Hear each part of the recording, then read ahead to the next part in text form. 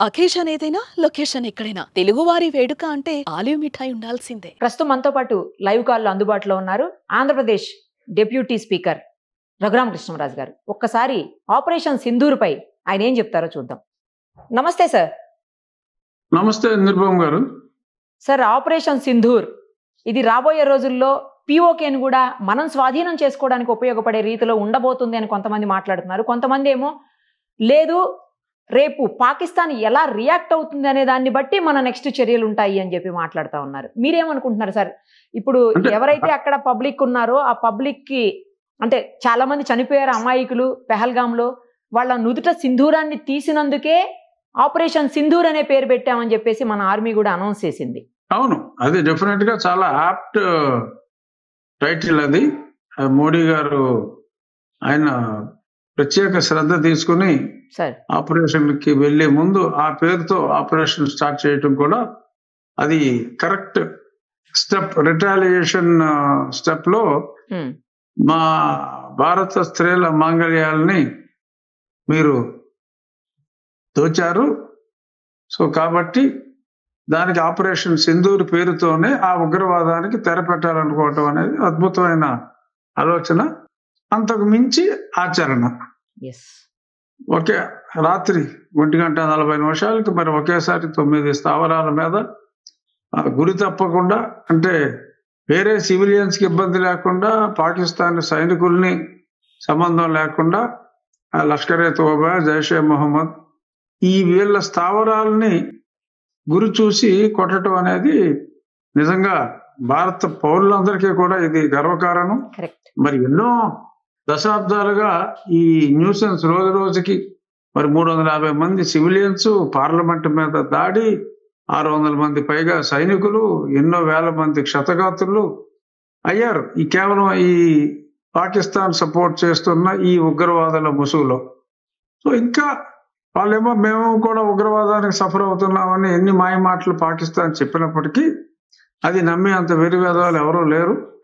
So సరైన సమయంలో మరి మోడీ గారు ఈ చర్య తీసుకోవటం భారత ప్రజలందరూ మతాలకు కూడా అతీతంగా, ఇప్పుడు ఇక్కడ ఓవైసీ గారు కూడా చాలా స్ట్రాంగ్ గా సపోర్ట్ చేశారు.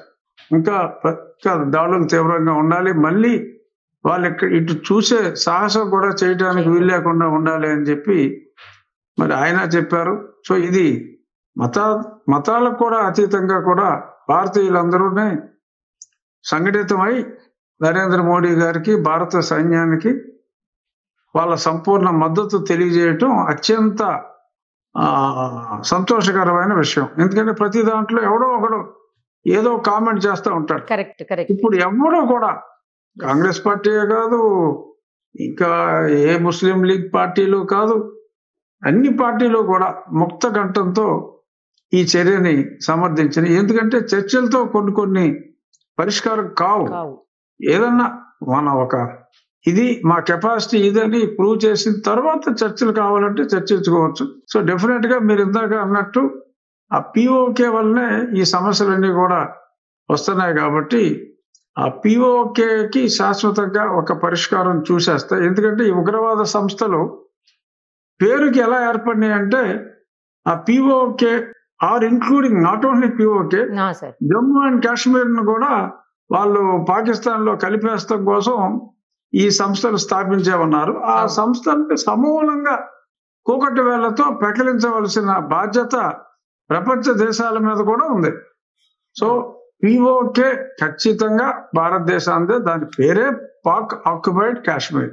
సో కాశ్మీర్ భారతదేశంలో అంతర్భాగం, అది ఎవరో కాదనలేని సత్యం. కాబట్టి ఆ పిఓకేని మనం వెనక్కి తీసుకుంటే ఇంకా పిఓకే కూడా పోయిన తర్వాత ఇంకా జమ్మూ అండ్ కాశ్మీర్ గురించి మాట్లాడాలంటే వాళ్ళకి ఇంకా నవనాడులు కృంగిపోవాలి.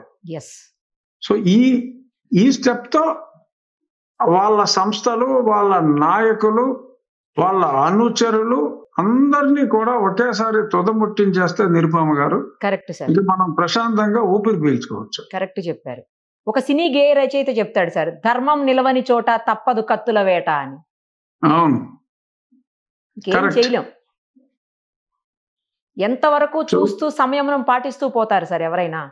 అవునండి, మన పార్లమెంట్ మీద అటాక్ చేసిన తర్వాత అసలు అప్పుడే జరగాలి ఈ చర్య. కరెక్ట్. 2001 డిసెంబర్ 13న పార్లమెంట్ మీద జరిగిన దాడి అంటే ఇంక అంతకంటే దారుణమైన దాడి ఏముంటుందండి? లక్కీగా సేవ్ అయ్యారు కానీ, లేదంటే మరి అప్పుడు ఆ సమయంలో లోపల అందరూ ఉన్నారు కదా. అవును కదా, కరెక్ట్. మొత్తం వ్యవస్థనే సర్వనాశనం చేయాలని దేశం మీదే అటాక్ అది. సో అప్పుడే చర్యలు స్ట్రాంగ్ గా తీసుకుని ఉండాల్సింది. ఏదేమైనా ఆలస్యం అయినప్పటికీ కూడా ఈ రోజు ఈ చర్య మోడీ గారి నాయకత్వంలో జరిగిన దాన్ని ప్రతి భారతీయుడు మనస్ఫూర్తిగా సమర్థిస్తున్న ఈ సంఘటన దేశ ప్రజలందరినీ ఏకం చేసింది ఈ యాక్షన్. ఎస్. ఇప్పుడు ఏదైతే ఆపరేషన్ సింధూర్ ఉందో ఇది కంటిన్యూ చెయ్యాలి, చేసి పిఓకేని సొంతం చేసుకొని స్వాధీనం చేసుకుని ఎవరైతే పాక్ ఉగ్రవాదులు ఉన్నారో సమూలంగా నాశనం చేస్తే తప్పించి ఆగకూడదు అని చెప్పేసి చాలా మంది ఆశిస్తున్నటువంటి సందర్భం అండి. అవునండి, కరెక్ట్. అందరి ఉద్దేశం కూడా అదే. కాశ్మీర్ మళ్ళా అందరూ కూడా ఫ్రీగా తిరిగే విధంగా ఉండాలి. వన్స్ ఫర్ ఆల్ భయపడుతూ యాత్రికులు కాశ్మీర్ వెళ్ళే పరిస్థితి రాకూడదు. ఎందుకంటే అసలు మన హిందూ ధర్మానికే తలమానికమైనది కాశ్మీర్. అసలు కాశ్మీర్లోనే మరి ఎన్నో, ఇప్పుడు మీకు ఎన్ని భక్తి ధామాలు ఉన్నాయి అక్కడ. అమర్నాథ్ ఎక్కడ? పహల్గాం నుంచే కదా వెళ్ళేది. సో ఇక్కడ శారదాపీఠం ముందు శంకరాచార్యులు గారు స్థాపించారు అక్కడ. సో ఎన్నో, అసలు ఎంతో హిందూ చరిత్ర కూడా ఉంది అక్కడ. అది భారతదేశంలో సంపూర్ణంగా అంతర్భాగం. ఆ కరణ్ సింగ్ గారు వాళ్ళ హరిసింగ్ భారతదేశంతోనే కలిసి ఉంటానని చెప్పి ఇక్కడ ఇచ్చారు. సో ఇంత చరిత్ర ఉన్న తర్వాత సక్రమంగా మనం పార్టీషన్ అయిన తర్వాత ఇంకా వాళ్ళు ఇవాళ జమ్మూ అండ్ కాశ్మీర్ అంటారు, రేపు పొద్దునేమో ఇంకోటి ఏదో అంటారు. సో దాన్ని శాశ్వతంగా వన్స్ ఫర్ ఆల్ ఇప్పుడు ఒక క్యాన్సర్ లాగా ప్రవేశించిందండి.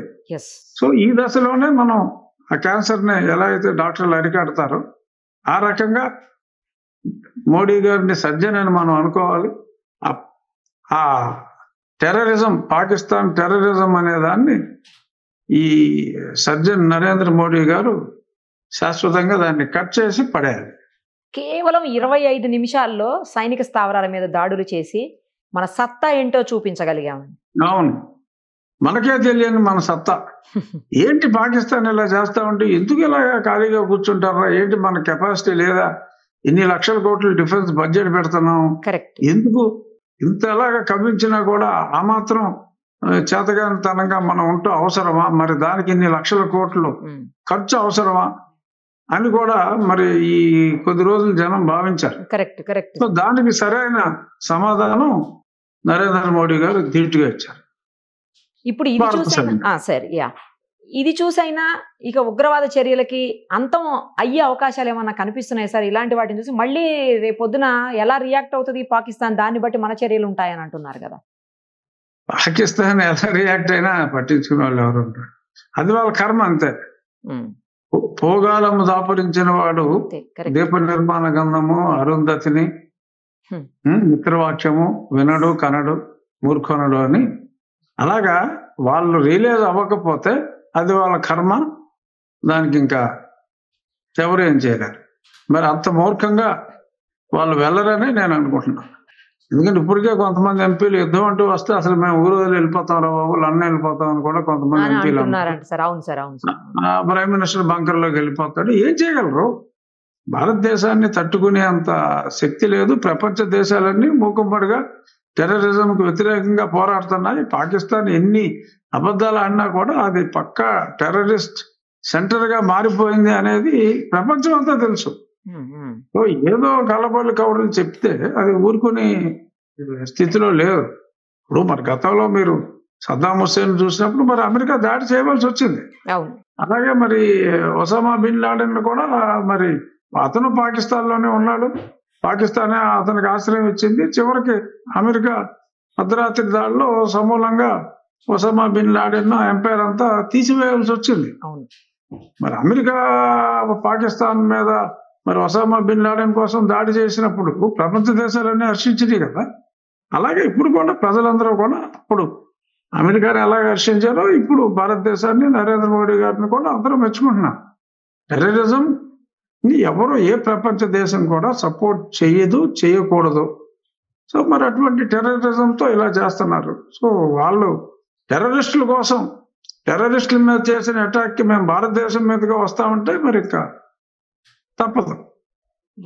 ఉగ్రవాదుల్ని పెంచి పోషించేది పాకిస్తాన్ అని తెలిసినప్పటికీ కూడా ఎందుకు సార్ ఇప్పుడు ట్రంప్, అమెరికా అధ్యక్షుడు ట్రంప్ 2 దేశాలు సంయమనం పాటించాలి అని చెబుతూ, అంటే యుద్ధం వద్దు అని చెప్పారు, okay, but 2 strong countries road మీదకి వచ్చి కొట్లాడుకుంటున్నాయి అని చెప్పేసి మాట్లాడడం ఏంటి? పాకిస్తాన్ స్ట్రాంగ్ కంట్రీలుగా కనిపిస్తుందా ట్రంప్కి అనే?